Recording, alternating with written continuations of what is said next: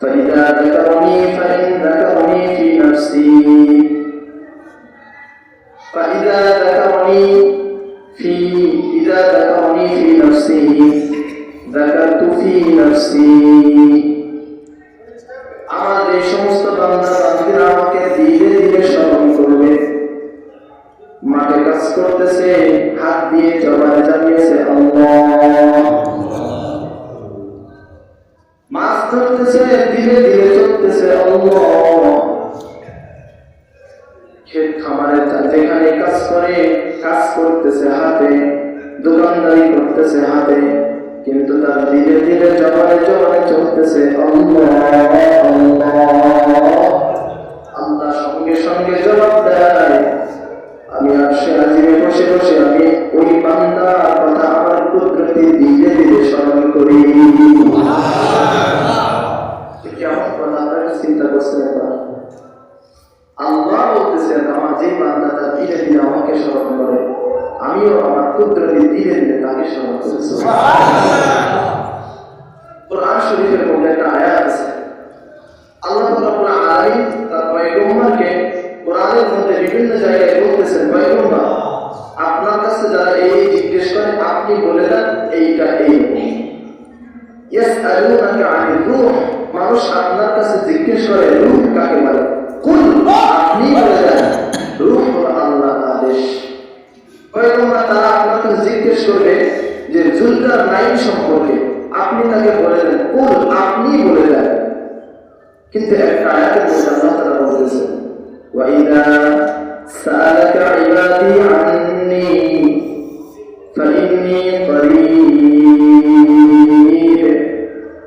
আমার বান্দা যখন জিজ্ঞেস করে আল্লাহ কোথায়, আল্লাহ তাআলা সঙ্গে সঙ্গে জবাব দেয়, আল্লাহ তাআলা নিজেই জবাব দেয়।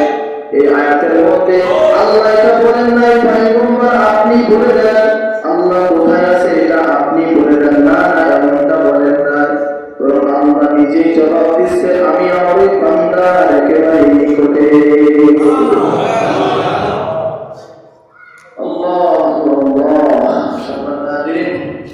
আমরা সেই আল্লাহকে স্মরণ করার জন্য এখানে আসছি। আমাকে বলা হয়েছে ইসলামী আলোচনা করতে, আমার নিজের ইসলাম নাই, আমি আপনাদেরকে কি ইসলামের কথা বলবো। তবে কোরআনের একটা আয়াতে কালিমা তেলাওয়াত করেছি, এই আয়াতের মধ্যে আল্লাহ রাব্বুল আলামিন বলতেছেন ইয়া আইয়ুহাল্লাযীনা আমানু কু আনফুসাকুম ওয়া আহলিকুম নারা, হে বান্দারা, কোরআনে যেখানে যেখানে ঈমানদার বলে ডাক দেওয়া আছে, মুফাসসিরে কেরাম বলেন ঈমানদার ডাকটা আমার আল্লাহর মহব্বতের ডাক। সন্তানকে নাম ধরে ডাকে না, বরং বলে বাবা এদিকে আসো, আমার বাচ্চা কোথায়। একটা নামটা ডাকা হয়েছে কিন্তু নাম ধরে ডাকতে সে পছন্দ করে না, বরং বলে আমার বাচ্চা কোথায়, আমার বাবা কোথায়। আল্লাহ রাব্বুল আলামিন কোরআনের মধ্যে যেখানে বলেন ইয়া আইয়ুহাল্লাযীনা আমানু, বুঝতে হবে আমার আল্লাহ বড় মহব্বত করে আপনাকে ডেকেছেন, বড় মহব্বত করে ডাক দিয়ে বলতেছেন ও আমার মহব্বতের ঈমানদার বান্দা বান্দীরা, ও আমার মহব্বতের ঈমানদার বান্দা বান্দীরা, নিজেকে জাহান্নামের আগুন থেকে বাঁচাও, নিজেকে জাহান্নামের আগুন থেকে বাঁচাও। কোরআনের আয়াতের মধ্যে বলা হয়েছে ইয়া আইয়ুহাল্লাযীনা আমানু আনফুসাকুম আলাইকুম আনফুসাকুম, নিজেকে নিয়ে ভাবো, নিজেকে নিয়ে ভাবো, নিজেকে নিয়ে একটু চিন্তা করো। আজকে আমরা আমাদের নিজেদেরকে নিয়ে চিন্তা করা একেবারেই ভুলে গেছি। জামার একজন বিশিষ্ট বুজুর্গ যাকে পঞ্চম খলিফা বলা হয় হযরত ওমর ইবনে আব্দুল আজিজ রাহমাতুল্লাহি আলাইহি, কেমন খলিফা ছিলেন তার জামানার ব্যাপারে ঘটনা উল্লেখ করা হয়েছে। তিনি এমন ন্যায় এবং ইনসাফের রাজ্য কায়েম করেছিলেন। তার জামানায় বাঘ এবং মহিষে এক ঘাটে পানি নেই, তো বাঘ মহিষের দিকে চোখ তুলে তাকানোর সুযোগ পেত না, সাহস পেত না, কারণ সেও জানে জামানার বাদশা হলো ওমর ইবনে আব্দুল আজিজ। ওমর ইবনে আব্দুল আজিজ রাহমাতুল্লাহি আলাইহি একদিন আল্লাহর ওলিকে ডাক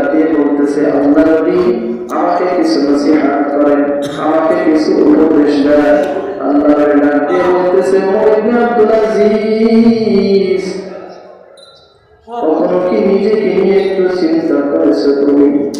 ও ওমর ইবনে আব্দুল আজিজ, দুনিয়ার সব মানুষ যদি জাহান্নামে জান্নাতে চলে যায় আর তুমি যদি ধরা খেয়ে যাও, বলো কার লাভ হলো, কার লস হলো? দুনিয়ার সব মানুষ জান্নাতে চলে গেল, তুমি জাহান্নামে গেলে, বলো কার লাভ হলো, কার লস হলো? আর দুনিয়ার সব মানুষ জাহান্নামে চলে গেল, তুমি জান্নাতে চলে গেলে, বলো কার লাভ হলো, কার লস হলো? তার মানে উদ্দেশ্য হলো বোঝানো, নিজেকে নিয়ে একটু ভাবো, নিজেকে নিয়ে একটু ভাবো। আল্লাহ রাব্বুল আলামিন কিয়ামতের ময়দানে কিন্তু কারো চেহারা দেখবেন না, কারো সম্পদ দেখবেন না।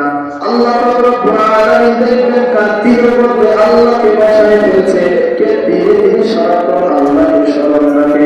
যদিও লোকটা কালো, যদিও লোকটা ভ্যান চালক, যদিও লোকটা রিক্সা চালক, যদিও লোকটা মাঠে ঘাটে কাজ করা, আল্লাহ কিয়ামতের ময়দানে মুফতি দেখবেন না, আল্লাহ কিয়ামতের ময়দানে মাওলানা দেখবেন না, কোরআনের হাফেজ দেখবেন না, কে পীর কে মুরিদ দেখবেন না। আল্লাহ দেখবেন মানুষের অন্তর। পয়গম্বর বলেন ইন্নাল্লাহা লা ইয়ানজুরু ইলা সুওয়ারিকুম ওয়া আমওয়ালিকুম ওয়ালাকিন ইয়ানজুরু ইলা কুলুবিকুম ওয়া আ'মালিকুম। আল্লাহ রাসূল সাল্লাল্লাহু আলাইহি ওয়াসাল্লাম বলেন কিয়ামতের ময়দানে আল্লাহ কারো চেহারা দেখবেন না, কারো মাল দেখবেন না, কারো পদ দেখবেন না, পদবি দেখবেন না। আল্লাহ মানুষের বিচার করবেন তার অন্তর দেখে দেখে, কার অন্তরে মওলার মহব্বত করলো, কে তার অন্তর দিয়ে আল্লাহকে দেখেছিল, আর তার আমল কত সুন্দর, এটা দেখে দেখে আল্লাহ তাআলা কিয়ামতের ময়দানে মানুষের হিসাব নেবে। মানুষ আল্লাহ যদি মানুষের চেহারা দেখে দেখে বিচার করতেন, বেলাল রাদিয়াল্লাহু তাআলা জান্নাতে যাওয়ার সুযোগ ছিল না। অথচ বেলাল রাদিয়াল্লাহু তাআলা হাবশী বেলাল, আফ্রিকার হাবশী লোকগুলো এত কালো, ঠোঁটগুলো মোটা মোটা, চেহারা ভালো না, অথচ হাদিসের মধ্যে নবী সাল্লাল্লাহু আলাইহি ওয়াসাল্লাম বলেন এই উম্মত সবার আগে জান্নাতে যাবে, আমি নবী সবার আগে জান্নাতে যাব। কিন্তু কথা এখানে শেষ না, আমার আগে বেলাল আমার বুকের লাগাম ধরে ধরে সবার আগে জান্নাতে ঢুকে যাবে। বেলাল রাদিয়াল্লাহু তাআলা এমন কালো, এমন কালো, কিন্তু তার অন্তরটা এমন ভালো, অন্তরের মধ্যে লা ইলাহা ইল্লাল্লাহ, লা ইলাহা ইল্লাল্লাহ শরীফে।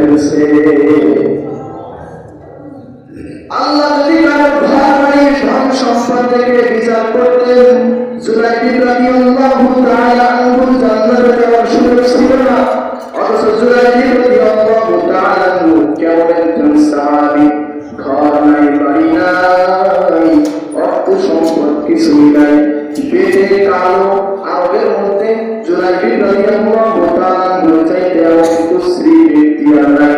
অথচ রাসূল সাল্লাল্লাহু আলাইহি ওয়াসাল্লামের দরবারে এসে এসে আমল শিখতেন, ঈমান শিখতেন, কোরআন হাদিস শিখতেন আর নিজে আমল করতেন।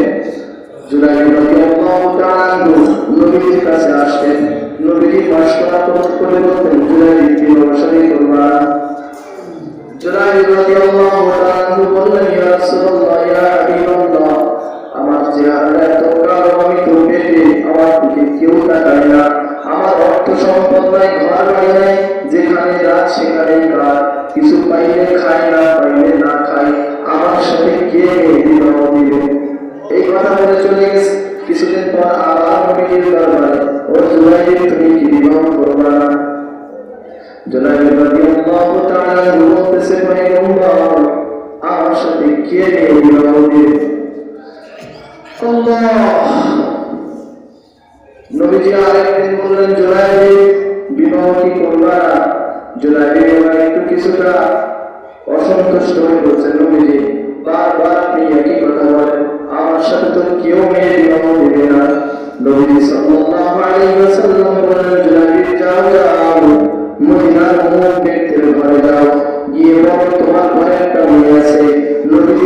সাল্লাল্লাহু আলাইহি ওয়াসাল্লাম তোমার মেয়েকে আমার সাথে বিবাহ দিতে বলেছে। সেই মেয়েটা ছিল মদিনার মধ্যে সবথেকে সুন্দরী মেয়ে। মেয়ের বাবা মা তো বসে আছে, অনেক ধনী পরিবার দেখে বিবাহ দিবে। প্রত্যেক মেয়ের বাবা এইটাই চায়, আমার মেয়েটা যেন ধনী লোক, সরকারি চাকরিজীবী, আমার মেয়েটা যেন অনেক ধনী ফ্যামিলিতে বিবাহ হয়। কিন্তু তা ওরা আল্লাহর ভয়, জিকিরওয়ালা, নামাজিওয়ালা জামাই দেখা বা অনেক কম আছে। কথা হয় না? বাপ মা বসে আছে অপেক্ষা করে, আমার মেয়ে তো অনেক সুন্দরী, মদিনার মধ্যে সব থেকে বেশি সুন্দরী, আমার মেয়েটাকে আমি অনেক বড় জায়গায় বিবাহ দেব। জুলাইব রাদিয়াল্লাহু তাআলা যখন ওই ঘরে গিয়ে বলতেছে, হে মদিনার ব্যক্তি, আপনার মেয়ের সাথে আমাকে বিবাহ দেওয়ার কথা বলেছে নবী সাল্লাল্লাহু আলাইহি ওয়াসাল্লাম। মেয়ের বাবা এই কথা শোনার সঙ্গে সঙ্গে রেগে গেছে। কি বলো তোমার? না আছে চেহারা, না আছে বংশগত, না আছে অর্থ সম্পদ। মেয়ের মা শুনে তো আরো ধীরে ধীরে কি বলে, পাগল হয়ে গেছে নাকি? আমার মেয়ে মহিলার মধ্যে সব থেকে সুন্দরী, আমার মেয়ের সাথে নাকি জুলাইবের বিবাহ পশ্চিম কালেও সম্ভব না।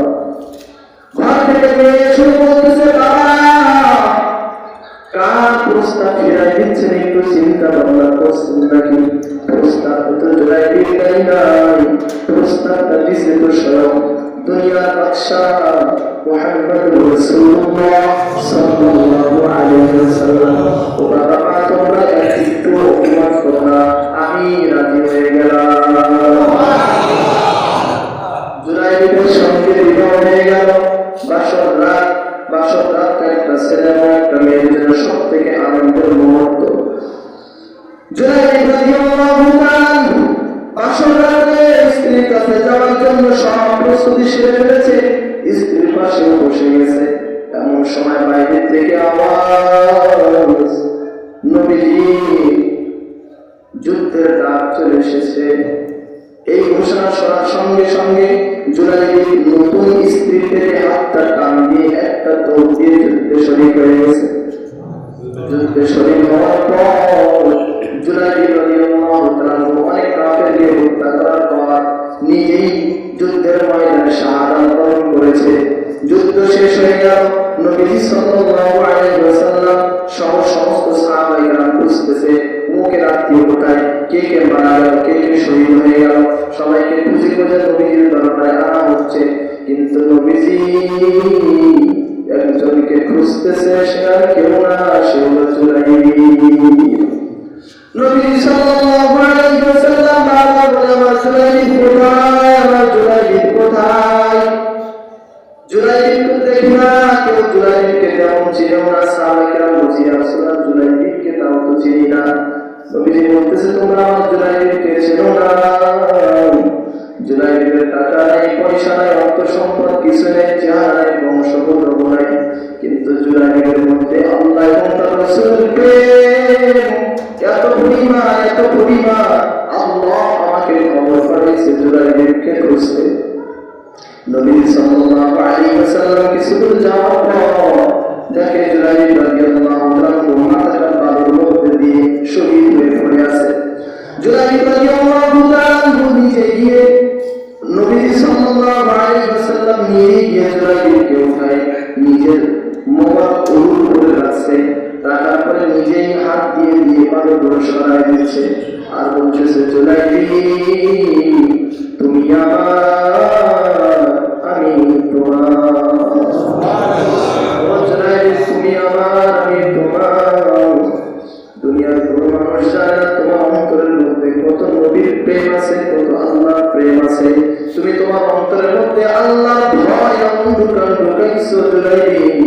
আজকের এই যুদ্ধের ময়দানে অসংখ্য অগণিত ফেরেশতারা তোমার জন্য রিসিভ করতে আসে। জুলাইব রাদিয়াল্লাহু তাআলা যখন শাহাদাত বরণ করে নবীজির রূপ হয়ে আছে, নবী সাল্লাল্লাহু আলাইহি ওয়াসাল্লাম দেখলেন। নবী সাল্লাল্লাহু আলাইহি ওয়াসাল্লাম বলেন, আমি যা দেখি তোমরা তা দেখো না। নবী সাল্লাল্লাহু আলাইহি ওয়াসাল্লামকে দেখানো হলো জুলাইবের জন্য জান্নাত থেকে অসংখ্য অগণিত হুরকে ইমান জুলাইবকে রিসিভ করার জন্য আসছে। মানুষ কথা বেশি লম্বা না, দিলের মধ্যে আল্লাহর ভয় ঢুকান, নবীর প্রেম, নবীর সুন্নাত ঢুকান। এই দুনিয়া থেকে একদিন আমাদের সবাইকে বিদায় নিতে হবে। ভালো লাগবে না।